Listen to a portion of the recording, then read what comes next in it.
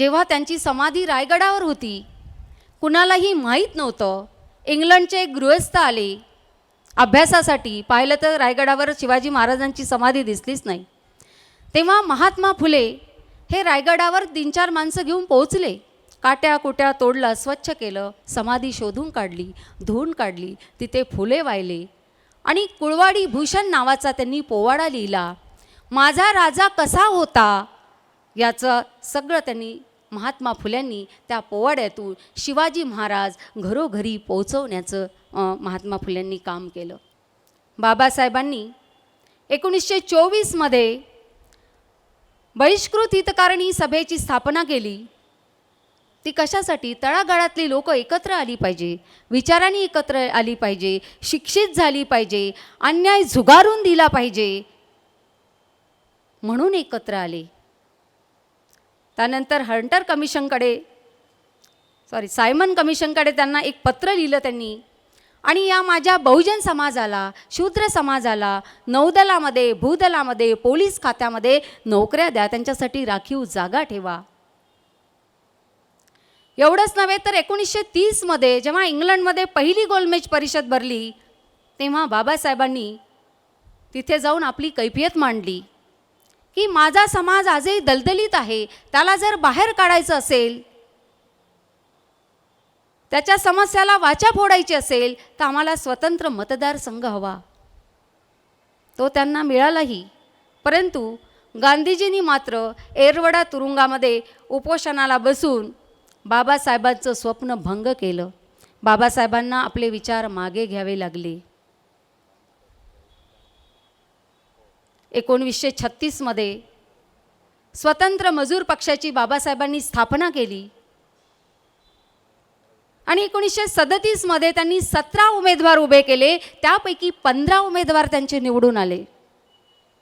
बाबासाहेबांना आपल्या याच्यामध्ये कायदेमंत्री म्हणून त्यांची नियुक्ती केली आणि नंतर त्यांच्याकडे हिंदू कोडबिलाची जबाबदारी सोपवली. हिंदू कोडबिल काय होतं? बाबासाहेबांनी सुरुवातीला नकार दिला. त्यांना माहीत होतं की हिंदू कोडबिल जर मी मांडलं तर हे कोणीच मान्य करणार नाही. त्यासाठी त्यांना 4 वर्ष 1 महिना 22 दिवस कष्ट घ्यावे लागले हिंदू कोडबिल तयार करायला. त्याच्यामध्ये महिलांचे समान हक्क, समान अधिकार होते, वारसा हक्क होता आणि ते कुठल्याही पुरुषाला मान्य नव्हतं. म्हणून हिंदू कोडबिल मान्य झालं नाही आणि बाबासाहेबांना कायदेमंत्री पदाचा राजीनामा द्यावा लागला. असा एकमेव मंत्री असेल की जे लोकहितासाठी काही गोष्टी केल्या आणि त्या मान्य झाल्या नाही म्हणून कायदेमंत्री पदाचा राजीनामा दिला. आता तर महाराष्ट्रामध्ये वेगळंच नाटकं सुरू झाली आहेत. कोणी इथे जातो, कोणी तिथे जातो. रोज TV ऑन केला तसं वाटतं आपण काय बघून राहिलो. हे सगळं चित्र हे आमच्या फुले शाहू आंबेडकरांच्या महाराष्ट्रामध्ये घडतं आहे आणि आम्ही उघड्या डोळ्यांनी बघतो आहे. आम्ही काहीच करू शकत नाही का? आम्ही या भूमीतले नागरिक नाही का? आमची जबाबदारी नाही?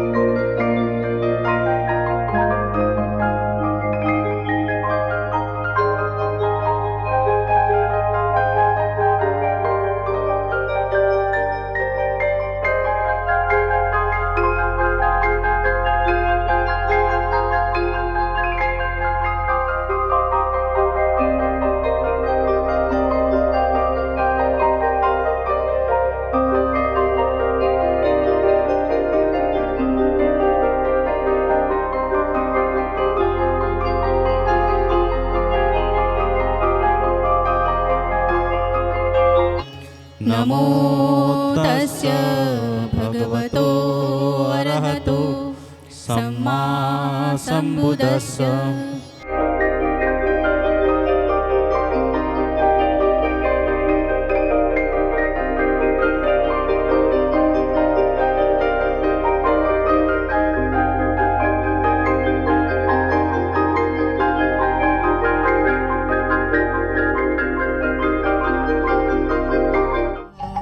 मानव तू मुख से बोल, बुद्धं शरणं गच्छामि, बुद्धं शरणं गच्छामि, धम्मं शरणं गच्छामि, संघं शरणं गच्छामि।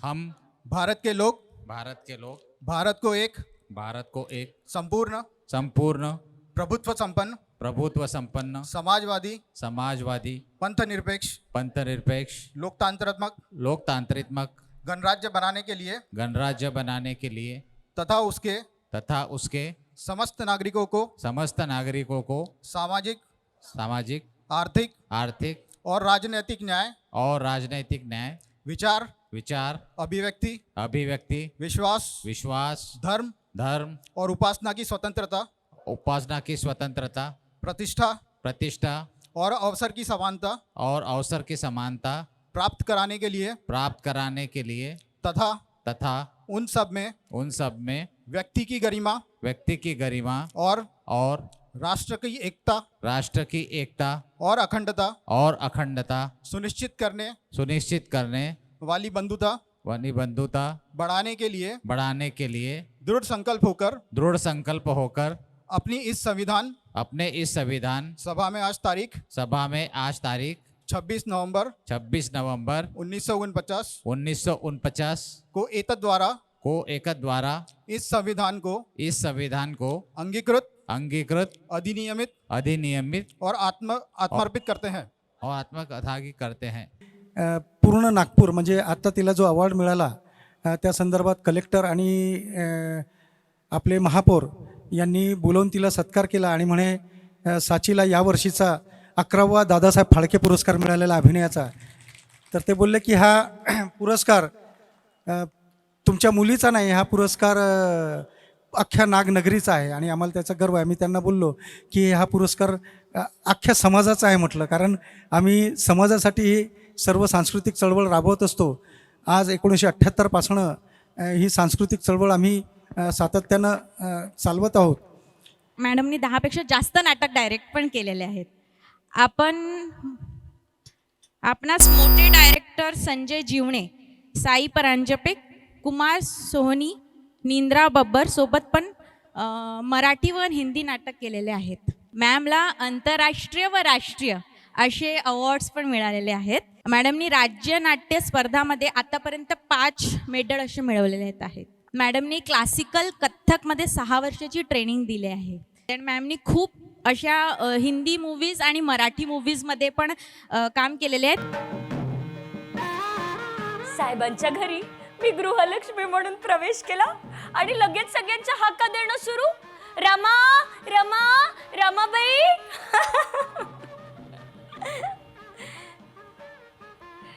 रामजी बाबा कबीर पंथी, पहाटे घर जागा व्हायचं ते रामजी बाबांच्या प्रार्थनेनंच।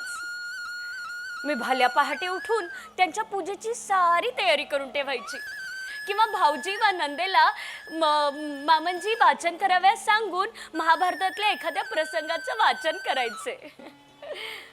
मी अडाणी, मला वाचता यायचं नाही, मी दुःखी व्हायची, पण एकचित्तानं ऐकत बसायची। उपास तपास व्रत वैकल्य करण्यात मात्र घरात सगळ्यात आघाडीवर मीच। हा असा माझा सासरचा नित्यक्रम। लग्न होऊन बरेच दिवस झालीत, मी कधी सकाळी, कधी दुपारी, कधी संध्याकाळी पतिदेवांसाठी चहा नाश्ता घेऊन त्यांच्या अभ्यासिकेत जायची, पण डोईवर ओढून घेतलेला पदर कधी खाली ढळत नव्हता। अहो का काय विचारता, त्या काळी नवीन नवरा नवरीला बघायची बोलायची प्रथा नव्हती ना वडीलधाऱ्यांपुढे, म्हणून। पण असंच एक दिवस घरून सारी मंडळी काही ना काही कामानिमित्त घराबाहेर गेली। घरात फक्त मी होती आणि साहेब होते आपल्या अभ्यासाच्याच खोलीत। मी आपल्या आवडीची पांढरी शुभ्र नऊवारी आणि पांढराच ब्लाऊज घालून होती, आणि डोईवर हा भला मोठा पदर, कांदे पोहे आणि चहा घेऊन मी साहेबांच्या अभ्यासिकेत गेली।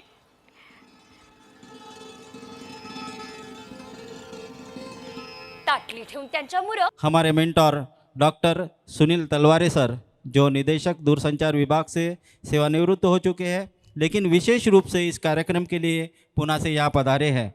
मेरा निवेदन है डॉक्टर सुनील तलवारे सर से वे इस कार्यक्रम का प्रास्ताविक कर हमें मार्गदर्शन करें। छत्रपति शिवाजी महाराज के बारे में हम बहुत कम जानते हैं। हम उनके बारे में इतना ही जानते हैं, बहुत सारे लोग ऐसा जानते हैं, आजकल थोड़ी अवेयरनेस हुई है, लेकिन उन्होंने हिंदवी स्वराज्य की स्थापना की। वो गो ब्राह्मण प्रतिपालक थे, वो मुसलमान के दुश्मन थे, मुस्लिम्स के दुश्मन थे। ऐसा ही इतना सा ही मतलब परिचय जो है महाराज के बारे में, छत्रपति शिवाजी महाराज के बारे में है। मैं भी कई साल पहले, मतलब 5-6 साल पहले, जब तक मैं कोई बड़ा फंक्शन जो उनके ऊपर, शिवाजी महाराज के ऊपर नहीं अटेंड किया था, तब तक मुझे भी ऐसा ही लगता था। पर हकीकत कुछ और है। शिवाजी महाराज ने सभी जाति धर्म के लोगों को इकट्ठा कर कर उनको साथ में लेकर स्वराज्य की स्थापना की थी। अगर आपको हैरानी होगी, आप डिटेल में सुनेंगे ही, सेना में, उनके सेना में जो भी महत्वपूर्ण पद थे उसमें मुस्लिम्स थे, अग्रणी मुस्लिम्स थे। जो उनका जान बचाने वाला, जो हमारा अफजल खान का किस्सा है, वो जान बचाने वाला जिन्होंने वो उनको नाखून दिए थे, जिसके वजह से अफजल खान का वध हुआ, तो वो नाखून भी जो है देने वाला मुस्लिम ही था। तो वो कतई मुस्लिम के विरोधक नहीं थे, दुश्मन नहीं थे। श्रीमंत कोक्काटे जी जो एक शब्द में कहते हैं, कहते हैं कि उनका कर्तृत्व इतना बड़ा है कि वो स्वर्ण अक्षरों से घर घर में दीवारों पर गोंद कर, खोद कर रखा जाए, ऐसा शिवाजी महाराज का कर्तृत्व है।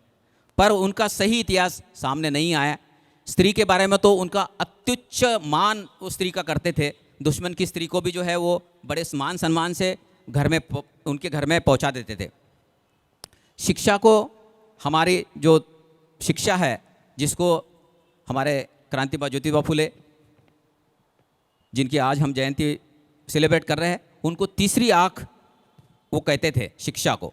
और ऐसे क्रांतिबा ज्योतिबा फुले के बारे में भी बहुत न्याय नहीं हुआ, उनके बारे में बहुत ज़्यादा जानकारी लोगों को नहीं है। उस वक्त जब भारतवर्ष का 85% प्लस 85% बहुजन प्लस 50% महिला, ऐसा कुल मिला के करीबन 95%, 92.5% तबका जो है शिक्षा से वंचित था। जब किसानों की स्थिति बहुत ही खराब थी, वो किसानों की आर्थिक स्थिति सुधारने के लिए उन्होंने औद्योगिकरण की मांग की, शिक्षा के लिए स्कूल्स चालू किए, बहुजन के शिक्षा के लिए। विधवाओं को उनका केश कापन ना हो, उसके लिए भी उन्होंने न्यायों का संप करवाया, बाल हत्या प्रतिबंध गृह चलवाया।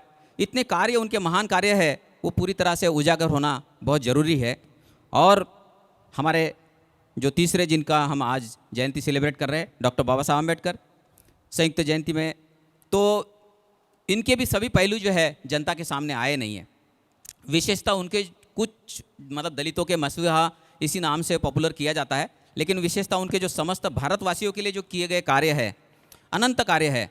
वो कहते हैं कि मैं प्रथमता और अंत में भी भारतीय हूँ। ये जब कहते हैं तो उससे एक पता चलता है कि कितनी प्रखर राष्ट्रभक्ति है। राष्ट्र के प्रति वो एक प्रतीक है राष्ट्रभक्ति का। राष्ट्र को अपने समाज से भी ऊपर स्थान देने वाले वो थे। स्त्री हकों की रक्षा के लिए जब हिंदू कोड बिल पास नहीं होता है और ओबीसी की जनगणना जो होनी चाहिए उसके लिए मांग जो है ठुकराई जाती है, तो वो वही बाबा साहब है जो अपनी मंत्री पद का राजीनामा देते हैं। तो ऐसे त्याग पत्र देते हैं। ऐसे बाबा साहब के बारे में भी बहुत सारी चीज़ें लोगों को मालूम नहीं, वो मालूम होना जरूरी है। ऐसे तीन महापुरुषों के सभी वर्गों के लिए, तीनों महापुरुषों ने सभी वर्गों के लिए जो योगदान दिए हैं वो उजागर होना बहुत ज़रूरी है। आज के कार्यक्रम के विशेष अतिथि प्रधान महाप्रबंधक कोर नेटवर्क ट्रांसमिशन नागपुर आदरणीय श्री नितिन चायंदे सर से वे हमें 2 शब्द दे कहकर अनुग्रहित करें। माननीय चायंदे सर।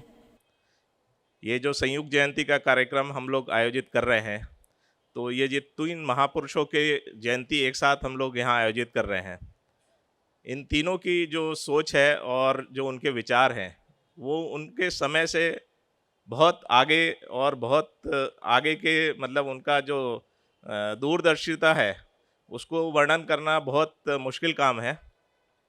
जो शिवाजी महाराज हैं, उन्होंने उस दौर में अपना एक नौसेना की स्थापना की थी, जब बाकी किसी भी राजा या किसी भी जो राज्य है उनके पास में इस तरीके की कोई प्रस्तावना उनके पास नहीं थी। महात्मा ज्योतिबा फुले, उन्होंने जो गर्ल्स का एजुकेशन है उसकी जो मसाल है उसको जागृत किया, और उस दौर में किया जब कि पुरुषों को जो शिक्षा है उनको उनके लिए उसके लिए साधन तो उपलब्ध थे, पर उस पे पूरे समाज में इस तरीके का कोई बहुत ज़्यादा जोर नहीं था और कोई इस तरफ ध्यान नहीं देता था कि कितने पुरुष भी शिक्षा ले रहे हैं। और उस दौर में भी उन्होंने महिलाओं की शिक्षा का जो महत्व है वो समझा और उनके लिए कार्यक्रम और उनका जो भी साधन है उपलब्ध करवाए। और जो डॉक्टर बाबा साहब अम्बेडकर हैं उनके बारे में कुछ कहना तो बहुत मुश्किल है, उनसे शायद ही कोई सब्जेक्ट अछूता रहा होगा, चाहे वो आपका प्रॉब्लम ऑफ रुपीज़ है जिसके बेस पे आपका आज का रिजर्व बैंक ऑफ इंडिया का स्थापना की गई हो, या जो हमारा कृषि विभाग है जिसमें कि सूखा और बाढ़ के कारण बहुत सारी समस्याएं होती थी, तो उसके लिए उन्होंने भाखड़ा नंगल डैम है या हीराकुंड डैम है उसकी परियोजना का पूरा बनाया, और उस कृषि का कैसे मदद हो उसके बारे में उन्होंने ध्यान दिया। प्लानिंग कमीशन जो एक बहुत सेंट्रल गवर्नमेंट ऑफ इंडिया का एक बहुत इम्पोर्टेंट सेक्शन है, जिसके द्वारा ये मतलब सुनिश्चित किया जाता है कि जो कम विकसित क्षेत्र हैं उनका विकास किस तरीके से हो, क्योंकि जो अच्छे राज्य थे जिनके पास काफ़ी राजस्व की प्राप्ति होती थी, जिनके यहाँ पे काफ़ी उद्योग थे, वो तो अपना विकास करने के सक्षम थे, लेकिन जो कम विकसित क्षेत्र थे और ख़ास तौर पे जो हिल स्टेट्स हैं उनके पास क्योंकि राजस्व नहीं होता था, तो उनकी समस्या का निवारण करने के लिए और उनको उसके लिए जो फंड अवेलेबल कराना है ये सेंट्रल गवर्नमेंट को करना चाहिए। और उसके लिए ये एक पंचवर्षीय योजना उनकी समस्या के बारे में पूरा और किस तरीके से उनको फंड सेंट्रल गवर्नमेंट दे। इलेक्ट्रिसिटी का जहाँ तक सवाल है तो सेंट्रल इलेक्ट्रिसिटी अथॉरिटी का संयोजन, ये सभी कार्य जो है वो डॉक्टर बाबा साहब अम्बेडकर की देन है। जहाँ तक कहा जाता है कि बाबा साहब अम्बेडकर ने संविधान की संरचना में पूरा जो प्रमुख की भूमिका निभाई और गरीबों के मसीहा और दलितों के मसीहा के रूप में तो प्रचलित है, पर आप देखेंगे कि उन्होंने किसी भी वर्ग जो उनको कहीं भी दिखा कि जो भी किसी तरीके से शोषित है, चाहे वो लेबर हो तो उनका कार्य का अवधि 12 घंटे से घटा के 8 घंटे, उनके भविष्य के लिए रिटायरमेंट के बाद में भविष्य निधि, या महिलाओं के लिए अपना प्रॉपर्टी का अधिकार, उनका मैटरनिटी लीव का संयोजन, इस तरीके के सभी काम उन्होंने इस पूरे उनके कार्य क्षेत्र में, मतलब जब भी उनको मौका मिला उन्होंने अपना पूरा ध्यान पूरे समाज को एकजुट बनाने के लिए और इस तरीके से कार्य किया। जो संविधान की जो उन्होंने भारत देश को दिया वो एक अत्यंत उत्कृष्ट संविधान उन्होंने दिया, और उसमें भी उन्होंने अपनी दूरदर्शिता दिखाते हुए कि आगे भविष्य में इसमें चेंज करने की आवश्यकता पड़ेगी, तो उसको चेंज करने के लिए किस तरीके से उसका मतलब किस तरीके से उसको चेंज किया जाए उसकी प्रस्तावना भी उन्होंने उसी संविधान के अंतर्गत की कि अगर कोई छोटा बदलाव करना है तो सिंपल मेजॉरिटी से कर सकते हैं, अगर कोई ज़्यादा बड़ा बदलाव करना है तो आपको 2/3 मेजॉरिटी करना है। तो इस तरीके से आप पाएंगे कि डॉक्टर बाबा साहब अम्बेडकर ने मतलब इस देश का पूरा एक संगठित करने के लिए या इस देश का विकास में एक बहुत महत्वपूर्ण उनका योगदान है। प्राध्यापक मीनाक्षी प्रभाकर पावड़े, पति इनके श्री प्रभाकर पावड़े जी वेल नोन एकेडमिशियन, इन्होंने कुछ साल पहले डॉक्टर रूपा कुलकर्णी जी के साथ में बौद्ध धर्म की दीक्षा ले ली है। मैडम ने शिव धर्म की दीक्षा ले ली है। मैडम का एजुकेशन जो है वो MA मराठी, इतिहास, राज्यशास्त्र, समाजशास्त्र, MPhil हैं और साथ में B.Ed किया है। फिलहाल के तौर पे मैडम महिला महाविद्यालय नंदनवन नागपुर यहाँ पे समाजशास्त्र का अध्यापन करा रही हैं। वहाँ पे वो प्रोफेसर है, लेक्चरर हैं।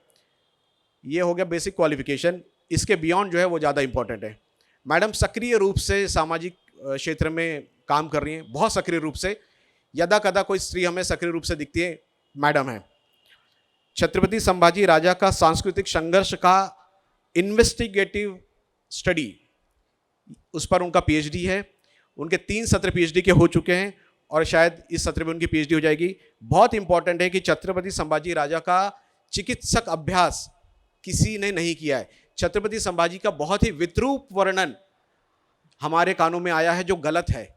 तो ऐसे किसी व्यक्ति की ज़रूरत बहुत थी कि जो उनका एक्चुअल इन्वेस्टिगेटिव स्टडी करे। मैडम वो करे, तो मैडम आपको साधुवाद कि आप इतने अच्छे विषय पे PhD कर रही हैं। मैडम 1997 से 1997 से मराठा महासंघ से प्रणीत होकर विधिक समाज कार्य में प्रेरित काम कर रही हैं और बहुजन एक्टिविटीज़ में बहुजन महापुरुषों के बीच में, ये सारे बहुजन महापुरुष अलग अलग जातियों से हैं, गुरु नानक से लेकर हम यहाँ तक अगर एंड करें, पर इनके बीच में जो कॉमन धागा है उस मैडम उस पर अभ्यास करके उसका प्रबोधन आप लोगों तक पहुँचा रही हैं। ये मराठा महासंघ से काम कर रही हैं। जिजाऊ ब्रिगेड में वो काम कर रही हैं। काफ़ी वर्षों से इनका नाम मैं काफ़ी वर्षों से सुनता आया हूँ। और साथ ही साथ एक मूवमेंट चल रहा है M21, उसमें भी वो सक्रिय रूप से सहभाग ले रही हैं और उसकी वो एकमात्र कार्यकर्ता हैं जो बहुजन वर्ग से आती हैं। इसका हमें बहुत अभिमान है। आपण या 3 महामानवांवर त्यांच्या विचार कार्यातून त्यांनी आपल्याला काय दिलं, कारण बऱ्याच गोष्टी आपल्यापर्यंत आल्या नाही. आता तलवारे सरांनी बोलले, बरेच शेंडे सरही बोलले की आपल्याला खरा शिवाजी कळलाच नाही. आपण जे पुस्तकी ज्ञान घेतलं ते जे पुस्तकात होतं तेवढे शिवाजी महाराज माहिती होते. आम्हाला सुद्धा शिवाजी महाराज माहीत नव्हते. पण जेव्हा 1997 मध्ये सेवा संघामध्ये मी प्रवेश केला त्यानंतरच मला खऱ्या शिवाजीचा परिचय व्हायला लागला की खरे शिवाजी महाराज कोण होते. तोपर्यंत आम्ही असंच ऐकलं होतं की शिवाजी महाराजांनी सुरतेची लूट केली, शिवाजी महाराजांनी कल्याण लुटलं, शिवाजी महाराज बंडखोर होते, लुटारू होते, ते मुस्लिमांचे विरोधक होते, शत्रू होते. या पलीकडे आम्हाला शिवाजी महाराज कधीही कळू दिले नाही. म्हणजे हा जाणून बुजून केलेला डाव होता की आमचे खरे महापुरुष आमच्यापर्यंत कधीही येऊ दिले नाही, त्यांचं कार्य येऊ दिलं नाही आणि आम्हीही सुप्तावस्थेमध्ये होतो ते जाणण्याचा आम्ही कधी प्रयत्न पण केला नाही. जे पुस्तकात असतं तेच आपण ऐकतो, तेच आपल्या डोक्यामध्ये रुजत जातं आणि पुढेही आपल्या कृतीतून तेच प्रसवत असतं. शिवाजी महाराज जाणून घेण्यापूर्वी त्यांची पार्श्वभूमी काय होती हे जाणून घेणं जास्त महत्त्वाचं आहे. 19 फेब्रुवारी 1630ला शिवनेरी किल्ल्यावर जिजाऊंच्या पोटी तेजोमय पुत्र जन्माला आला, छत्रपती शिवाजी महाराज. कलाकलांनी वाढायला लागले, जिजाऊंच्या तालमीत तयार व्हायला लागले. जिजाऊंनी जी परिस्थिती त्या काळामध्ये निर्माण झाली होती या सर्वांची जाणीव शिकवण शिवाजी महाराजांना दिली. पहिली गुरु त्यांची आईच होती, कारण शिवाजी महाराजांचे गुरु बदलवले, शिवाजी महाराजांचे वडील बदलवले, आणखी काय काय बघायला मिळालं आपल्याला. म्हणजे आपल्या महापुरुषांची किती विटंबना करता येईल याचाच प्रयत्न सातत्याने महाराष्ट्रात होत होता आणि आजही होतो आहे. ही आमची शोकांतिका आहे. ज्या कष्टानी, ज्या श्रमानी अगदी वयाच्या 14व्या वर्षी सह्याद्रीचा पर्वत पालथा पाडून एक एक मावळा जीवाला जीव देणारा असा शिवाजी महाराजांनी गोळा केला. वय वर्ष फक्त 14. कारण आईचं आणि वडिलांचं स्वप्न होतं की स्वतःचं स्वराज्य निर्माण करायचं आणि महिलांच्या आबरूचं रक्षण करायचं. शिवाजी महाराजांनी जसजसे, कारण त्या काळामध्ये अनेक मराठेसुद्धा शिवाजी महाराजांना विरोध करणारे होते. फलटणचे निंबाळकर असो, जावळीचे मोरे असो, घाटगे असो, शिवाजी महाराजांचं वर्चस्व त्यांना कधीही मान्य नव्हतं. या परिस्थितीमध्ये जिजाऊंनी, त्या काळामध्ये लहानपणीच लग्न होत होते, शिवाजी महाराजांच्या 8 लग्न केले. हे जेव्हा मी पण वाचलं तेव्हा मला आश्चर्य वाटलं की स्त्रीच्या अब्रूचं रक्षण करता 8 स्त्रियांसोबत कसं काय लग्न करतो. मलाही जरा आश्चर्यच वाटलं. पण त्याच्यामागेही जिजाऊंचं राजकारण होतं की त्यांच्या राज्याच्या आजूबाजूचे जे राज्य होते त्यांच्याकडनं आपल्या राज्याला धोका होऊ नये, स्वराज्य निर्मितीसाठी त्यांचा सहभाग व्हावा, यासाठी आजूबाजूंच्या लोकांशी त्यांनी सोयरिकी केल्या आणि आपलं राज्य सुरक्षित केलं. आता सोयरे झाले म्हटल्यावर ते विरोध करणार नाही. अशा पद्धतीने शिवाजी महाराजांच्या 8 राण्या. शिवाजी महाराजांचा जो कालक्रम होता ते एकटे नव्हते, त्यांना एक बंधू होते आणि त्यांचं नाव, मोठ्या बंधूचं संभाजी होतं. जेव्हा कर्नाटकच्या स्वारीवर सोबत शहाजी राजांसोबत हे संभाजी महाराज गेले तेव्हा अफजल खानाने कपटाने त्यांचा खून केला होता. हे दुःख, हे शल्य जिजाऊच्या उरात होतंच. आणि जेव्हा अफजल खान शिवाजी महाराजांना भेटायला आले, का भेटायला आले? कारण ते बंडखोर होते, ते स्वराज्य निर्मितीचा प्रयत्न करत होते, ते आदिलशहालाही मान्य नव्हतं, निजामशहालाही मान्य नव्हतं. पण मग हे कसं झालं? ही ज्योत कुठून पेटली? किंवा त्यांच्याच राज्यातले लोक त्यांचे विरोधक होते का? हाही थोडा संशोधनाचा भाग आहे. शिवाजी महाराजांचे जे मावळे होते ते 18 पगड जातीचे होते. वेगवेगळ्या जातीचे लोक त्यांनी एकत्र केले आणि जीवाला जीव देणारे होते. कारण राजाही तसा प्रजादक्ष होता, लेकरासारखी काळजी वाहणारा होता, म्हणून त्याची प्रजा, त्याचे मावळे जीवाला जीव देणारे होते. एक एक मावळा गोळा केल्यानंतर स्वराज्याची मुहूर्तमेढ रोवण्यासाठी छत्रपती शिवाजी महाराजांना भरपूर पैसा हवा होता. त्या काळामध्ये किल्ले बांधणं गरजेचे होते आणि हा पैसा कुठून आणणार? म्हणून जे मोठमोठे व्यापारी होते, या व्यापाऱ्यांकडनं त्यांनी लूट करून आणली आणि त्या पैशाचा गैरवापर केला नाही. त्या पैशातून त्यांनी किल्ले बांधले, गड बांधले. हीच आपली पुरातन संपत्ती आहे त्या काळामधली, जे आमच्या सरकारला ती सांभाळता आली नाही. ही शोकांतिका आहे आपली. म्हणता शिवाजी महाराजांना गडावर काही सोन्याचे हंडे सापडले, त्यातूनही त्यांनी गडकिल्ल्यांचं काम केलं. शिवाजी महाराजांच्या या कृतीमुळे आदिलशहाने शहाजी राजाला कैद केलं की तुम्ही तुमच्या मुलाला समज द्या, नाहीतर आम्ही तुम्हाला अटक करतो. शहाजी राजे म्हणायचे की तो माझं ऐकत नाही, काय करायचं? कारण हे सगळं ठरलेलं होतं, कारण त्यांचं ते स्वप्न होतं की आपल्या मुलांनी स्वतःचं स्वराज्य निर्माण करायचं. वडिलांना सोडण्यासाठी त्यांनी अतिशय कष्टाने बांधलेले किल्ले ते आदिलशहाला द्यावे लागले, पण त्याचीही त्यांनी पर्वा केली नाही. कारण राज्याभिषेक हे सर्वोत्तम जे होते गागा भट्ट, त्यांच्याच माध्यमातून होणार होता आणि गागा भट्ट रुसून बसले होते की मी शूद्राचा राज्याभिषेक करणार नाही.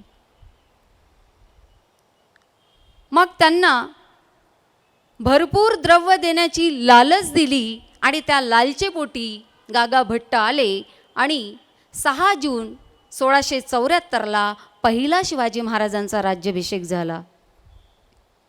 तेव्हा जिजाऊ पण होत्या. काही अशा अप्रिय घटना घडल्या राज्याभिषेकांच्या नंतर आणि आधी. राज्याभिषेकाच्या आधी काशीबाई नावाची त्यांची पत्नी वारली. त्याच्यानंतर राज्याभिषेकामध्ये एखादा खांब पडला, संभाजी महाराजांच्या टोपाचे मोती पडले, मग अनेक लोक अशुभ काहीतरी घडते आहे म्हणून कुजबूज करायला लागले. आणि त्यानंतर शिवाजी महाराजांच्या मनात असं भरवलं की तुम्हाला आता हे वेदोक्त पद्धतीने जो तुम्ही राज्याभिषेक केला हा काही यशस्वी झाला नाही, आता तुम्हाला दुसरा राज्याभिषेक करावा लागतो. निश्चलपुरी गोसावी जे काशीचे गोसावी होते त्यांना बोलावलं आणि 24 सप्टेंबर 1674ला शाक्त पद्धतीने तांत्रिक पद्धतीने दुसरा राज्याभिषेक केला.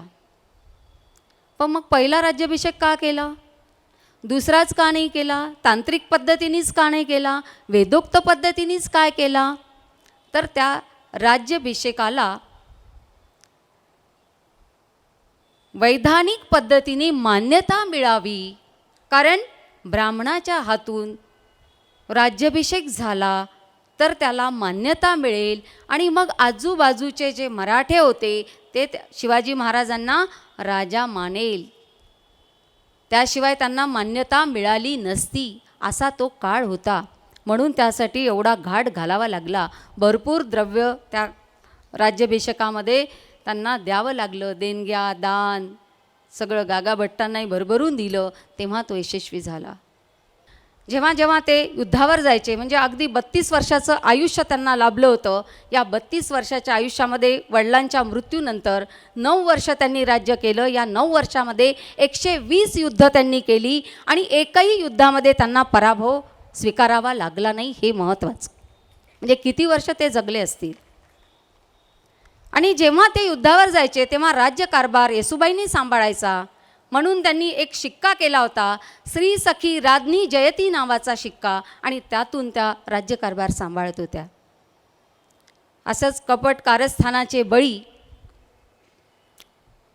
शिवाजी महाराजही झाले आणि संभाजी महाराजही झाले. शिवाजी महाराजावर विषप्रयोग झाला आणि हळूहळू विषप्रयोग करून ते आजारी पडले, त्यात त्यांचं निधन झालं. आणि संभाजी महाराजांनासुद्धा त्यांच्याच लोकांनी आणि काही अष्टप्रधान मंडळाच्या लोकांनी घाट घालून औरंगजेबाला मिळून त्यांना पकडून दिलं आणि मग त्यांच्यावर मुस्लिम धर्म स्वीकारण्याची जबाबदारी त्यांच्या जे काही जवळचे विश्वस्त होते त्यांच्यावर सोपवली.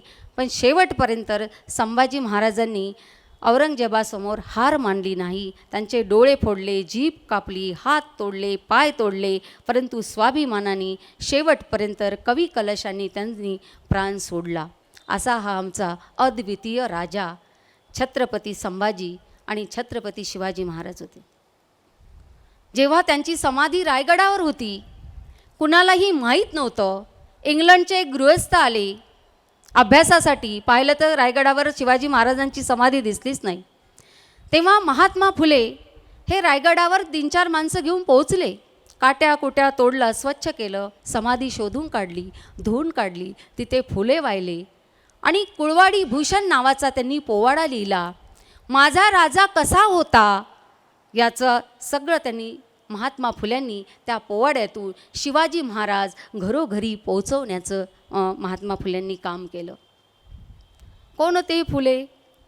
एका सातारा जिल्ह्यातले कडगुण गावातले, छोट्याशा गावातले माळी समाजाचे, फुल्यांची शेती करणारी, गोरे त्यांचं मूळ आडनाव. पेशव्यांना त्यांच्या पूजेसाठी फुलं पोचवायचे म्हणून त्यांचं फुले नाव पडलं. गोविंदरावांचा मुलगा पुढे पुण्यातच आले. नायगावच्या खंडोजी नेवासे पाटलांची कन्या सावित्रीबाई, अगदी महात्मा फुले 13 वर्षाचे, सावित्रीबाई 9 वर्षाच्या. विवाह झाला. काही वर्ष त्यांनी शिक्षण घेतलं. त्यानंतर शिक्षण त्यांचं बंद झालं. वडिलांनाच मदत करायला लागले. आणि नंतर मुन्शीर गफार शेख यांनी गोविंदरावाकडे म्हटलं की अरे इंग्रजांच्या शाळा, त्याकडे ब्रिटिश कालखंडामध्ये चांगल्या शाळा आहे, तू आपल्या मुलाला शिकव. त्यांनी मुलाला शाळेत घातलं. सगुणाबाई त्यांची मावस बहीण आणि सावित्रीबाई यांनाही शिक्षणाची प्रचंड आवड असल्यामुळे दोघींनाही शेती करता करता झाडाखाली मातीची पाटी आणि काडीची लेखणी करून शिकवलं. वयाच्या 20व्या वर्षी त्यांना असं वाटलं की स्त्रीमुक्ती कशी होईल. या गुलामीतून, या दलदलीतून जर स्त्रियांना काढायचं असेल तर तिला शिक्षित केलं पाहिजे. आणि म्हणून वयाच्या 20व्या वर्षी त्यांनी 1 जानेवारी 1848 पुण्याच्या भिडेवाड्यात शाळा सुरू केली. आपल्याला सगळ्यांना इतिहास माहीत आहे. सावित्रीबाई या पहिल्या शिक्षिका झाल्या.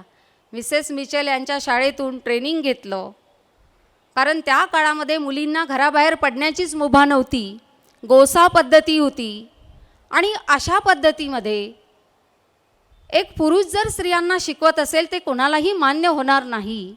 म्हणून त्यांनी आपल्या पत्नीला शिक्षित केलं आणि तिलाच भारतातली पहिली शिक्षिकेचं मान त्यांनी मिळवून दिला. काय हाल अपेष्टा भोगाव्या लागल्या त्या स्त्रीला. शेण, चिखल, दगड, माती संपूर्ण झेललं. कोणासाठी? आमच्यासाठी. पण आज आम्हाला त्या सावित्रीचा विसर पडलेला आहे. ज्या सावित्रीनी काही दोघांनी, म्हणजे सावित्रीबाई आणि महात्मा फुले, हे दोघे स्वतःसाठी किती जगले असेल माहिती नाही, पण संपूर्ण आयुष्य त्यांनी समाजाला समर्पित केलं होतं.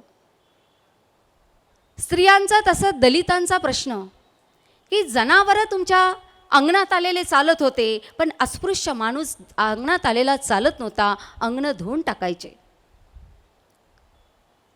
त्याला जाताना कमरेला खराटा, हातात मडकं घेऊन जावं लागायचं. त्यांच्या वेळा ठरल्या होत्या, या रस्त्याने जायचं नाही, त्या रस्त्याने जायचं नाही, पाणी भरायचं नाही. जनावरं नदीवर, तलावावर पाणी पिलेले चालत होते, पण माणसांनी पाणी पिलेलं चालत नव्हतं. अतिशय असे हलाखीचे दिवस, जनावरापेक्षाही हीन वागणूक माणसाला त्या काळात मिळत होती. हे सगळं पाहून महात्मा फुलेंचं हृदय द्रवलं आणि त्यांनी आपल्या घरातली विहीर अस्पृश्यांसाठी खुली केली. 1851 त्यांनी दुसरी शाळा काढली, ती अस्पृश्यांसाठी काढली. कारण त्यांना माहिती होतं की शिकल्याशिवाय अत्याचार दूर होणार नाही, अन्याय दूर होणार नाही, म्हणून त्यांना शिक्षित केलं पाहिजे. त्या काळामध्ये बालविधवा पद्धत होती. बालविधवा झाली की तिचं केशवपन केलं जायचं. आता केसांवर स्त्रियांचं एवढं प्रेम असतं, तिचं सौंदर्य त्या केसामध्ये दडलेलं असतं, आणि तेच जर कोणी जबरदस्तीने काढून टाकलं. ही सगळी विदारक परिस्थिती जेव्हा महात्मा फुलेंनी बघितली, सावित्रीबाईंनी बघितली, तेव्हा त्यांनी फरमान काढलं, नाव्यांचा संप घडून आणला. सावित्रीबाई स्वतः जाऊन भेटल्या नाव्यांना की समजा उद्या तुमची बहीण विधवा झाली किंवा आई विधवा झाली तर तुम्ही तिचं केस वपन कराल का? ते शांत राहिले, निशब्द झाले. त्यांच्या म्हणजे बोलायसाठी शब्दच नव्हता. नाव्यांचा संप घडून आणला. विधवा पुनर्विवाहाची त्यांनी मुहूर्तमेढ रोवली. कारण पुरुषाला जर अनेक विवाह करण्याचा अधिकार असेल तर स्त्रीला सुद्धा असला पाहिजे, म्हणून विधवा पुनर्विवाह सुरू केला. 1863 बाल प्रतिबंधगृहाची निर्मिती केली की या बालविधवा कुठल्या तरी पुरुषांच्या वासनेला बळी पडत होत्या आणि जेव्हा प्रेग्नंट झाल्या तर त्यांच्यासमोर मरण्याशिवाय पर्यायच नव्हता. कारण घरात कोणीही त्यांना स्थान देत नव्हतं. आणि त्या काळामध्ये एकदा मुलीचं लग्न झालं की ती माहेरी जेव्हा केव्हा येईल तेव्हा ती परकी पाहुणी म्हणूनच समजल्या जायची, म्हणून तिचा माहेरीसुद्धा स्वीकार करत नव्हते. म्हणजे सासरचे लोक सांभाळायला तयार नाही, माहेरचे लोक ठेवायला तयार नाही, त्या मुली काय करतील? काय दोष त्यांचा? मरण्याशिवाय पर्याय नव्हता. तशीच काशीबाई, एक ब्राह्मण समाजातली विधवा स्त्री, जेव्हा आत्महत्या करायला गेली तेव्हा महात्मा फुल्यांनी तिला घरी आणलं, तिची डिलेवरी केली, तिच्या बाळाला त्याचं नाव यशवंत ठेवलं आणि त्याला दत्तक घेतलं. कारण महात्मा फुल्यांना मुलगा मुलगी काहीही नव्हते, दोघंही निपुत्रिक होते. पण ते निपुत्रिक नव्हते, सगळ्या समाजातले ते पुत्र त्यांचेच होते, सगळ्या समाजाचे मातापिता ते होते. त्यांना कदाचित मुलं झाले असते तर 1-2 मुलांचे मायबाप राहिले असते, पण ते संपूर्ण समाजाचे मायबाप ठरले. शिवाजी महाराजांचे वारसदार झाले महात्मा फुले आणि महात्मा फुल्यांचे वारसदार झाले डॉक्टर बाबासाहेब आंबेडकर. गुरु मानायचे. तो काळ अस्पृश्यतेचा काळ मानणारे लोक मऊ या गावामध्ये रामजी आंबेडकर यांच्या पोटी जन्माला आले. त्यांचं प्रायमरी शिक्षण दापोलीला झालं. मला असं वाटते आंबेडकरांविषयी बहुतेक बरीचशी माहिती तुम्हाला आहे. मी फार काही नव्याने खूप काही सांगणार नाही, पण तरी सांगते. आणि जेव्हा दापोलीला प्रायमरी शिक्षण झाल्यानंतर मग एल्फिन्स्टन कॉलेजमध्ये त्यांनी BA ची डिग्री घेतली. आता हे घेत असताना एक किस्सा अजून असा आहे की कदम नावाचे गुरुजी केळुस्कर हे बाबासाहेबांचे शिक्षक होते, मराठा समाजाचे होते. आणि त्यांना माहीत होतं तेव्हा कशी परिस्थिती होती. वर्गाच्या बाहेर बसून अस्पृश्यांच्या मुलांना शिक्षण घ्यावं लागायचं आणि सवर्णांची मुलं आत बसली राहायची. शिक्षकांना शिक्षा करायची असेल तरी अस्पृश्यांच्या मुलांना स्पर्श करत नव्हते, हातात जे असेल ते फेकून मारायचं. अशा विदारक परिस्थितीमध्ये एक हिरा निघाला आणि संपूर्ण जगाला आपल्या तेजाने तेजोमय करून टाकलं, म्हणजे डॉक्टर बाबासाहेब आंबेडकर. पुढे केळुस्कर गुरुजींनी, त्यांचं मूळ आडनाव कदम होतं पण त्यांनी बदलवलं. मला असं वाटतं बाबासाहेबांचे संकपाळ असं आडनाव होतं आणि मग त्यांनी अंबावड्याच्या म्हणून आंबेडकर वगैरे असं ठेवलं. ह्याचे केळुस्कर गुरुजींचं फार मोठं त्याच्यामध्ये योगदान आहे. मग त्यांनी शाहू महाराजांना सांगितलं की हा हुशार मुलगा आहे, याच्या शिक्षणाची सोय करा वगैरे वगैरे, आणि मग त्यांना शिष्यवृत्त्या वगैरे दिल्या. पुढे ते कोलंबिया विद्यापीठातून MA PhD करून आले. नंतर त्यांनी MSc बॅरिस्टर DSc हे इंग्लंड विद्यापीठातून घेऊन आले. आणि जेव्हा एवढा मोठा शिकलेला तेजोमय पुरुष जेव्हा भारतात येतो तेव्हा युरोपमधली परिस्थिती, तिथलं वातावरण आणि इथल्या वातावरणाची तुलना करतो की इथले काय आहे. आल्यानंतर ते सयाजीराव गायकवाडांकडे म्हणजे बडोद्याला नोकरीला लागले. कोणी त्यांना घर द्यायला तयार नव्हतं, त्यांना आपली जात लपवावी लागली. ही केवढी मोठी शोकांतिका आहे. बडोद्याच्या संस्थानामधला चपराशीसुद्धा फाईल दुरून टाकायचा, पण बाबासाहेबांच्या हातामध्ये देत नव्हता. एवढी विदारक परिस्थिती त्या काळामध्ये होती. हे सगळं बाबासाहेब सोसत होते, बघत होते. त्यानंतर त्यांनी ती नोकरी सोडून दिली आणि मग सिडनेहॅम कॉलेजमध्ये ते प्रोफेसर झाले. त्यानंतर त्यांनी महाडच्या चौदार तळ्याचा सत्याग्रह केला की या पाण्यावर आमचासुद्धा अधिकार आहे, आमचासुद्धा हक्क आहे, ते पाणी आम्हाला मिळायला पाहिजे. म्हणून चौदार तळ्याचा सत्याग्रह. पुण्याच्या पर्वती मंदिरामध्ये सर्वसामान्यांसारखा आमच्याही लोकांना प्रवेश मिळावा, मंदिरात जाऊन त्यांनी पूजा करावी असं नव्हतं, पण तो हक्क आम्हालाही मिळाला पाहिजे, कारण आम्हीसुद्धा माणूस आहोत. नाशिकचं काळाराम मंदिर असेल किंवा पुण्याचं पर्वती मंदिर असेल, इथे अस्पृश्यांना प्रवेश नव्हता. आत्ता अलीकडलीच गोष्ट आहे, 15 दिवसापूर्वीची. संभाजी राजांच्या पत्नी संयोगिता राजा जेव्हा त्या काळाराम मंदिरामध्ये नाशिकला पूजेला गेल्या तेव्हा त्यांना वेदोक्त पद्धतीने पूजा करायला नाकारली. त्यांची शाब्दिक चकमक झाली, त्या बाहेर आल्या आणि अजूनही तुम्ही आम्हाला अस्पृश्य समजता, शूद्र समजता म्हणून मग बरीच ती बातमी सोशल मीडियावर आणि पेपरलाही आली. त्याच्यानंतर त्या पुजाऱ्यांनी माफी पण मागितली आणि आपले शब्द फिरवले की मी असं म्हटलंच नाही वगैरे वगैरे. म्हणजे आजसुद्धा तुम्ही शूद्र आहात, ही शूद्र अस्पृश्याची भावना अजूनही डोक्यातून गेली नाही. हेच डोके तयार करण्याचं आमचं काम आहे. खऱ्या अर्थाने या पुण्यतिथ्या जयंत्या साजरी करण्याचं मागचा जो उद्देश आहे तो हाच आहे की आपल्या डोक्यातली जी जळमटं आहे ती दूर झाली पाहिजे. हे निसर्गाने प्रत्येकाला सारखंच निर्माण केलेलं आहे. कोणी अस्पृश्य नाही, कोणी श्रेष्ठ नाही, कोणी कनिष्ठ नाही. सगळ्यांना दोनच हात आहे, दोनच पाय आहे, दोनच डोळे आहे. त्यांनी फरक केला नाही तर तुम्ही आम्ही फरक करणारे कोण? बाबासाहेबांनी 1924मध्ये बहिष्कृत हितकारिणी सभेची स्थापना केली. ती कशासाठी? तळागाळातली लोक एकत्र आली पाहिजे, विचारांनी एकत्र आली पाहिजे, शिक्षित झाली पाहिजे, अन्याय झुगारून दिला पाहिजे म्हणून एकत्र आले. त्यानंतर सायमन कमिशनकडे त्यांना एक पत्र लिहिलं त्यांनी आणि या माझ्या बहुजन समाजाला, शूद्र समाजाला नौदलामध्ये, भूदलामध्ये, पोलीस खात्यामध्ये नोकऱ्या द्या, त्यांच्यासाठी राखीव जागा ठेवा.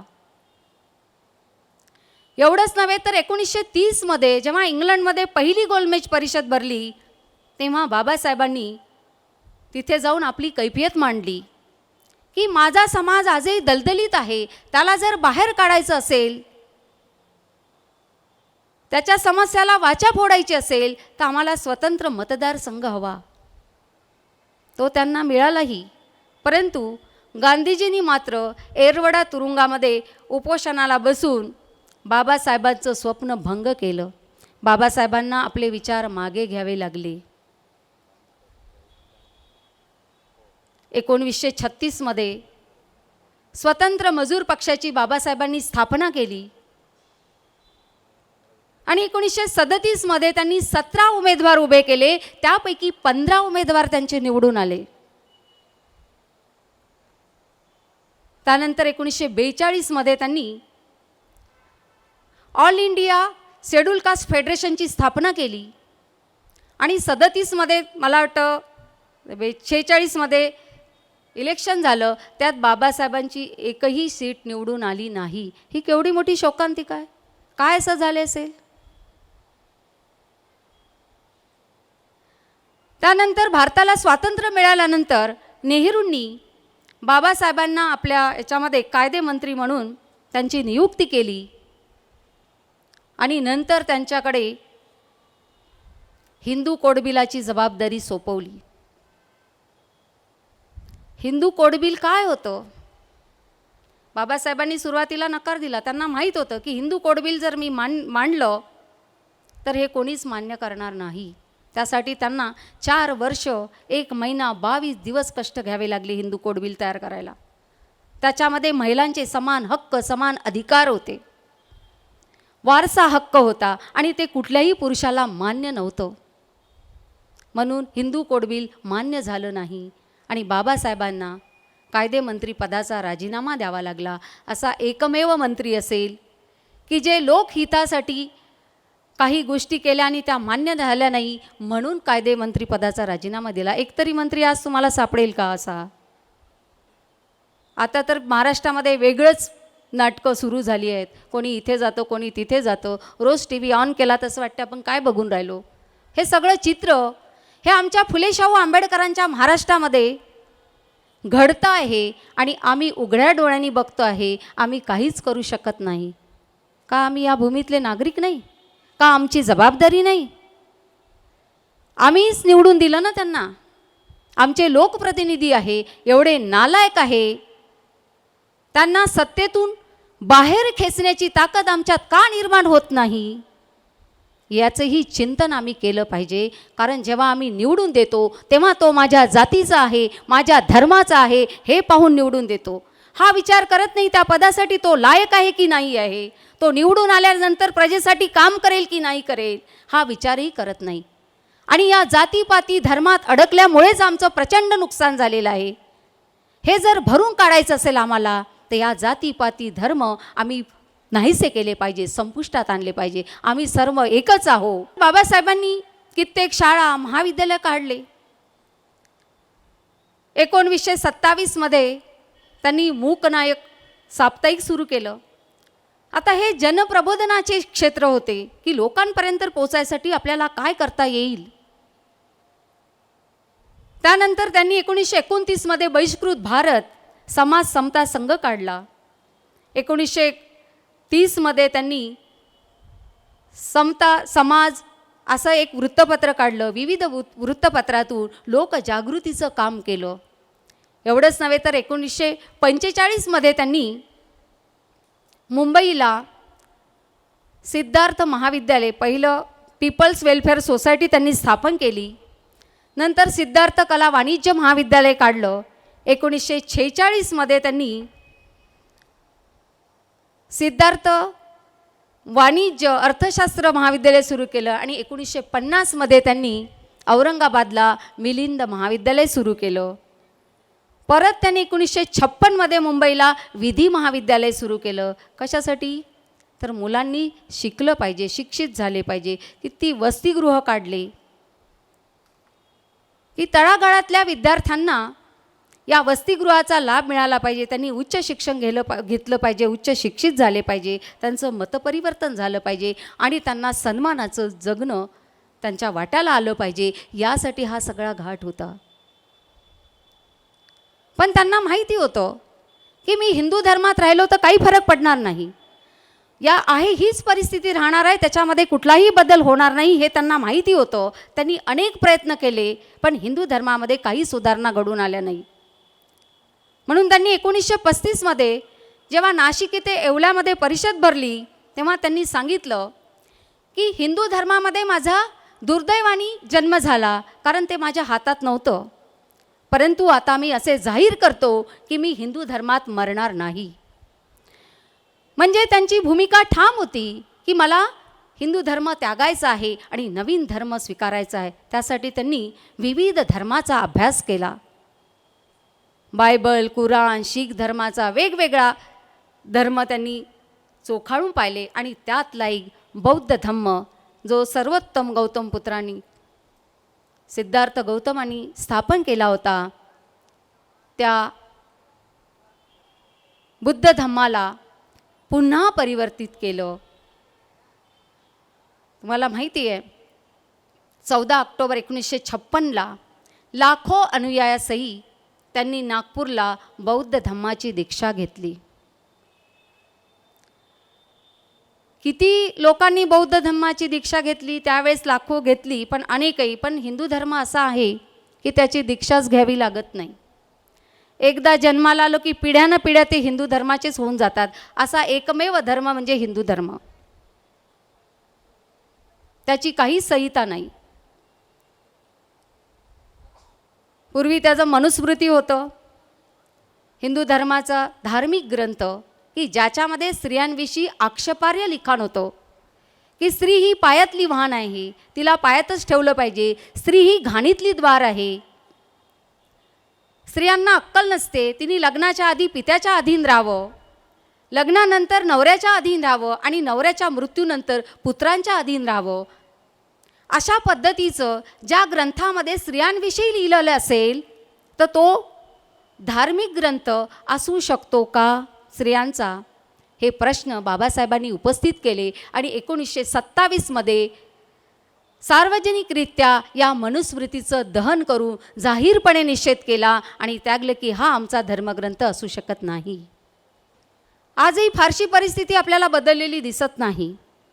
ती यासाठी की आम्ही आमच्या महामानवाचे चरित्र वाचतच नाही, त्यांचे विचार आत्मसातच करत नाही. कारण आपले कोणा ना कोणाशी संबंध असतात आणि ते संबंध राखण्यासाठी आपण आपल्या विचारापासून भरकटच जातो. हे होता कामा नये. केवळ पुण्यतिथ्या आणि जयंत्या साजरे करून भागणार नाही, तर त्यांचे विचार आपल्याला आत्मसात करावे लागतील. तरच खऱ्या अर्थाने त्यांचे कार्य यशस्वी होईल. अन्यथा पिढ्यानपिढ्या येतात आणि जातात. तुम्ही संत तुकारामाची, आपली तर संताची भूमी आहे महाराष्ट्र ही. संत तुकारामांनी साध्या साध्या शब्दामध्ये जीवन काय असलं पाहिजे आणि ते कसं जगलं पाहिजे याची माहिती आपल्या अभंगातून दिली. त्यांनी त्या काळात सांगितलं की आम्हा घरी धन शब्दांचीच रत्ने, शब्दांचीच शस्त्रे यत्ने करू, शब्दची आमुच्या जीवाचे जीवन, शब्द वाटू धन जन लोका. हे 17व्या शतकात सांगून गेले. एवढी विद्वत्ता आमच्या लोकांमध्ये होती, पण आमच्या विद्वान लोकांना संपवलं. तुकाराम महाराजांचाही खून झाला. रामेश्वर भट्ट आणि मंबाजीला तुकाराम महाराजांचं वर्चस्व मान्य नव्हतं, कारण वेदोक्त काळ, अगदी त्या काळामध्ये दंभाचार, पूजा, व्रत, वैकल्यानी दलदलीत होऊन गेलं होतं. तेव्हा तुकाराम महाराज म्हणतात, वेदांचा तो अर्थ आमाशीच ठावा, येरांनी वावा भार माथा. असा म्हणणारा तुकाराम रामेश्वर भट्टाला कसा चालणार आहे? आणि म्हणून धुळवडीच्या दिवशी त्यांचा खून केला आणि सांगितलं, वैकुंठातून विमान आलं आणि त्यात बसून तुकाराम गेले. आम्हीही माना डोलल्या, आम्ही आतापर्यंत तेच मानलं. सिनेमामधून, नाटकांमधून आम्हाला तेच दाखवल्या गेलं, हे विमान चाललाय चाललाय चाललाय. त्यानंतर एकाही संत पुरुषासाठी विमान आलं नाही आकाशातून, कुणालाच नेलं नाही. म्हणजे फक्त तुकाराम महाराजच लाडायचे होते का त्यांच्या? असा प्रश्नही कोणी उपस्थित केला नाही. कारण मानसिक गुलामगिरीमध्ये आम्ही तेव्हाही जगत होतो आणि आजही जगत आहे. कारण आम्ही कधी चिंतनच करत नाही, त्यामुळे आमच्या मनामध्ये कधी प्रश्नच निर्माण होत नाही. कोणीच प्रश्न करत नाही. जेव्हा डॉक्टर आहा साळुंकेने विद्रोही तुकाराम लिहिलं, तेव्हा त्यांनी सांगितलं की तुकाराम महाराजांचा खून झाला, पण त्याच्या विरोधात तुकाराम महाराजांच्याच कुळातले सदानंद मोरे वारकरी उठले. हे चुकीचं आहे. म्हणजे बाहेरचे लोक, तुम्ही आपण शत्रू म्हणतो, पण बाहेरचे लोक कधी शत्रू नसतात. आपलेच लोक आपले शत्रू असतात. म्हणून आधी त्यांचे डोके तयार करणं हे आपलं कर्तव्य आहे. त्याशिवाय आपल्याला ना शिवाजी कळणार आहे, ना संभाजी कळणार आहे, ना तुकाराम महाराज कळणार आहे, ना महात्मा फुले, नाही आंबेडकर कळणार आहे. गाडगे महाराजांचं संपूर्ण आयुष्य अंधश्रद्धा दूर करण्यामध्ये गेलं. अरे, जनावराचे बळी देऊ नका, मुलांना डॉक्टरकडे न्या, नवस सायस कशाला करता, आजूबाजू स्वच्छता वगैरे सगळी घाण साफ करण्याचं काम त्या व्यक्तींनी केलं. परंतु 21व्याही शतकात नरबळी जातात. हे कशाचं आहे? म्हणजे आम्ही महापुरुषांचे विचार घेतो आणि सोडून देतो. त्याचं अख्खं आयुष्य बिचाराचं पणाला लागलेलं असतं. गाडगे महाराज आणि बाबासाहेबांचे संबंध होते. गाडगे महाराज कधी देव मानत नव्हते, कधी मंदिरात जात नव्हते, परंतु जिथे जत्रा भरायच्या, जिथे धार्मिक कार्यक्रम असायचे, तिथे जाऊन गाडगे महाराज तो परिसर स्वच्छ करायचे, नदीचा किनारा साफ करायचे, कुठे जायला जागा नसेल तिथे खोदून पायऱ्या करायचे आणि जत्रा संपल्यानंतर पूर्ण घाण साफ करायचे. कारण माझ्या येणाऱ्या या भाविकाला कुठल्याही प्रकारचा त्रास होऊ नये ही कणव त्यांच्यामध्ये होती. त्यांनी पंढरपूरला कित्येक, काय म्हणतात त्यांना, धर्मशाळा बांधल्या. आणि जेव्हा त्यांचा शेवटचा काळ, बाबासाहेब आंबेडकरांची भाषणं ऐकायला जायचे. अनेक लोक त्यांना म्हणायचे की बाबा या वर बसा, पण ते बसत नव्हते. मी इथेच ठीक आहे म्हणून बाबासाहेबांचे भाषणं ऐकायचे आणि त्यांच्या भाषणाने प्रभावित व्हायचे. जेव्हा गाडगे महाराजांचा शेवटचा क्षण आला, तेव्हा त्यांनी बाबासाहेबांना बोलवणं पाठवलं. बाबासाहेब आले. बाबा काय झालं, कशासाठी बोलवलं मला? तर जी काही सार्वजनिक संपत्ती होती, जी गाडगे महाराजांच्या नावाने होती, ती सर्व बाबासाहेबांच्या हातात सोपवली. हे सगळ्या धर्मशाळा वगैरे, कारण त्यांना माहीत होतं की हा माणूस जनकल्याणासाठीच याचा उपयोग करणार आहे. बाबासाहेबांनी त्यांना विचारलं की बाबा तुम्हाला आता कसं वाटतं? त्याच्यावर काय उत्तर द्यावं त्यांनी म्हटलं माझी लेक सुखी घरी पडली असं मला वाटतं. एक निरक्षर असलेला माणूस जो कधीही शाळेमध्ये गेला नाही, पण पण विज्ञानाची कास धरून संपूर्ण अंधश्रद्धा दूर करण्याचं काम आयुष्यभर झटले अशी ही महान संताची भूमी आहे. मैं अपने संक्षिप्त वक्तव्य में सिर्फ इतना कहना चाहूँगा कि यदि हम हमारे देश का इतिहास देखें तो लगभग 2800 या 3000 वर्ष पूर्व से हमारे यहाँ प्रांतीय सिस्टम चली थी, जिसमें अलग अलग राजा महाराजा, अलग अलग बादशाहों ने हम पर राज किया. राज क्या किया, बल्कि समस्त मानवों को गुलाम बनाकर अपने शासन को व्यापक बनाया, हम सब पर राज किया और इसी में अपना अहंकार माना कि मेरा राज्य कितना विस्तृत है, मैं कितना समृद्ध हूँ, मेरे पास कितनी बड़ी सेना है, और समस्त मानव जाति को उस वक्त गुलाम बनाकर रखा. मैं ये कह सकता हूँ कि यदि इस प्रकार के महामानव नहीं होते जिनकी आज संयुक्त जयंती हम मना रहे हैं, तो वो गुलाम आज भी गुलाम होते. यही वो महामानव है जिन्हें लगा कि सच्चा कार्य समाज के प्रति होता है, इन गुलामों को पुनः मानव बनाना चाहिए. ऐसा उत्कृष्ट कार्य इन 3 महामानवों ने, कई महामानव और भी हैं, लेकिन विशेष रूप से इन 3 महामानवों ने किया. और शायद गुलामों से मानव निर्माण करने का जो उत्कृष्ट कार्य इन्होंने किया, इसीलिए इनको महामानव का दर्जा दिया जाता है. न केवल कार्य किया, बल्कि हम सबको जागरूक किया कि जैसे पूर्व वक्ताओं ने कहा कि मानवों को पुनः गुलाम बनाने में देरी नहीं लगेगी. उन्होंने हमारी सोच को जागरूक किया कि आप मानव हो, आपके मानव के जैसे आपको अधिकार मिलने चाहिए.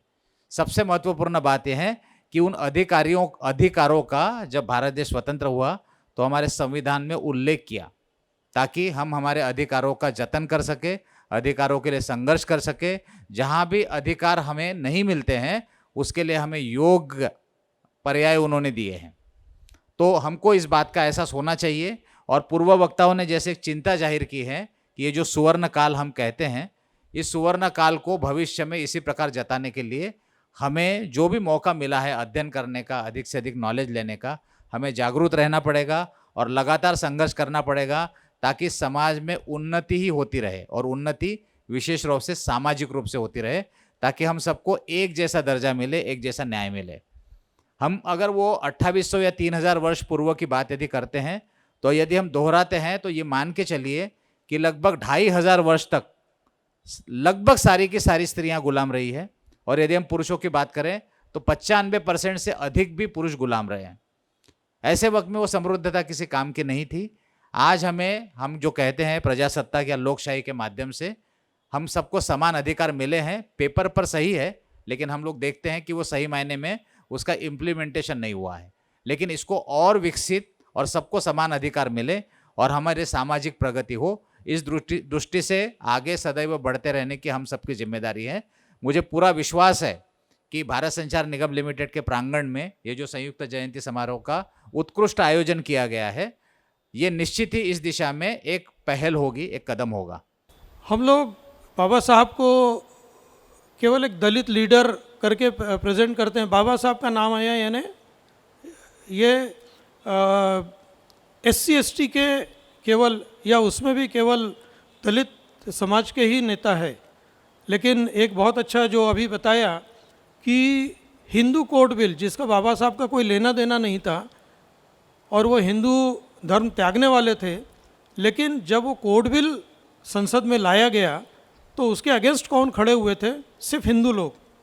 क्योंकि उन्हें मालूम था कि अगर हम स्त्रियों को अच्छी शिक्षा देंगे, स्त्रियों को उनके अधिकार देंगे, जिसमें कहा है कि पिता की संपत्ति में स्त्री का भी उतना ही अधिकार है जितना पुत्र का है, उन्हें अपने बराबरी का दर्जा देंगे, तो फिर किसके ऊपर हम लोग अपना हुक्म चलाएंगे? और इसके कारण वो बिल वहाँ प्रेजेंट नहीं हो सका. नेहरू जी ने उसे डिनाई कर दिया. और इसी गुस्से में आके शायद वो एकमात्र लीडर होंगे जिन्होंने अपने पद से इस्तीफा दिया, बाबा साहब ने, जबकि उनका इस बिल से कोई उनका फ़ायदा भी नहीं था, ना उनके समाज का फ़ायदा था. ये फ़ायदा था सभी स्त्रियों का, सभी समाज की. तो ये आदर्श कोई रखता नहीं है. हम लोग देखते हैं कि नेता यहाँ से वहाँ, वहाँ से वहाँ, वहाँ से वहाँ जंपिंग जैक हो गए हैं. यहाँ नहीं पटा तो दूसरे इसमें कूद जाओ. जिस व्यक्ति को वर्ग में बैठने नहीं दिया जाता था, क्लास में कहते थे कि तू वर्गाच्या बाहेर बस, आज उस व्यक्ति को हर कार्यालय में उसकी स्थापना की गई है। एक बाबा साहब के ऊपर में हजारों हजारों पीएचडी मिली है। मुझे नहीं लगता कि विश्व में कोई ऐसा नेता होगा, कोई ऐसा महापुरुष होगा जिसके ऊपर में हजारों पीएचडी की होगी। वो शायद मैडम बता पाएंगी क्योंकि वो ह्यूमैनिटीज़ की प्रोफेसर हैं। तो मेरे नॉलेज में जो है कि केवल अंबेडकर ही एक ऐसे व्यक्ति हैं जिनके ऊपर कई पीएचडियाँ हुई है। आप न्यूज़ चैनल खोल लीजिए, हर नेता चाहे जिस जाति, पंथ, रिलीजन किसी भी का हो, वो पहला कहता है कि ये संविधान, हमें संविधान पे चलना चाहिए जो बाबा साहब ने बनाया है। फिर भी इसमें व्हाट्सएप पे कुछ कुछ घूमते रहता है कि बाबा साहब का इसमें क्या सहयोग था या बाबा साहब का क्या डायरेक्ट ये था। लेकिन हर नेता आपको देखेगा, एक भी नेता ऐसा नहीं है जिसके मुंह से बाबा साहब का नाम और संविधान ये दो शब्द ना निकलते हों। तो बस यही हम लोगों के लिए काफ़ी है और हम लोग उस चीज़ को लेके निकलें कि बाबा साहब ने ज़रूर कुछ तो किया होगा। तो हम लोग पढ़ते क्यों नहीं हैं? बाकी के सारे जितने रिलीजन्स के लोग हैं, जितने कास्ट कम्युनिटी के लोग हैं, सबने बाबा साहब के ऊपर पढ़ा है। और नहीं पढ़ा है तो किसने? एससी, एसटी और मोस्टली बहुजन समाज ने। आज भी आप देख लीजिए, एससी को छोड़ दिया जाए या बुद्धिस्ट को छोड़ दिया जाए तो अभी भी आधे लोग उसमें कि बाबा साहब को माने कि नहीं माने तो आधे मन से मानते हैं। फिर भी जैसा वो मैडम ने बराबर बताया की लग्न झाल्या झाल्या आम्ही दुसऱ्या दिवशी तिथे सत्यनारायण करतो। आता तो देव आहे की नाही याची कोणाला गॅरंटी नाही आहे, पण आम्ही करणार जरूर। तो ये अंधविश्वास अभी भी है और अंधभक्त जो है इसीलिए बढ़ रहे हैं। तो आप जरा अंधविश्वास से दूर रहिए और अंधभक्तों से भी दूर रहिए।